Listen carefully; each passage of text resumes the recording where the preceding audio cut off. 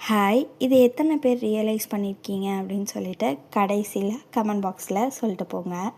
ஒரு ஹோட்டலுக்கு போகிறீங்க, நம்ம ஆப்போசிட்டில் உட்காந்துருக்கவங்க அந்த ஃபுட்டை ஆர்டர் பண்ணிட்டு சாப்பிடாமே எந்திரிச்சு போயிட்டாங்க.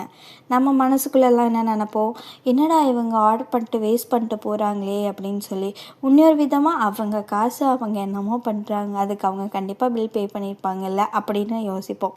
இதெல்லாம் கிடைக்காம நிறைய பேர் இருக்காங்க அப்படின்னு நம்மளும் யோசிச்சிருக்கோம். ஒரு தடவை நானும் இப்படி தான் யோசித்தேன்.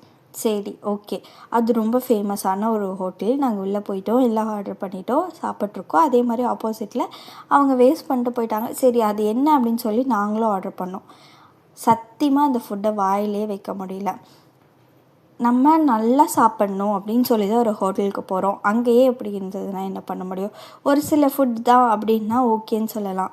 எல்லா ஃபுட்டுமே வாயில் வைக்க முடியாத அளவுக்கு இருந்ததுன்னா என்ன பண்ணுறது? என்னடா இவங்க வேஸ்ட் பண்ணுறாங்கன்னு நம்ம அவங்கள தப்பாக தான் நினச்சிருப்போம்.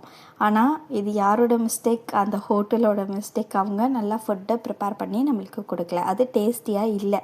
எத்தனை பேர் இதை ரியலைஸ் பண்ணியிருக்கீங்க?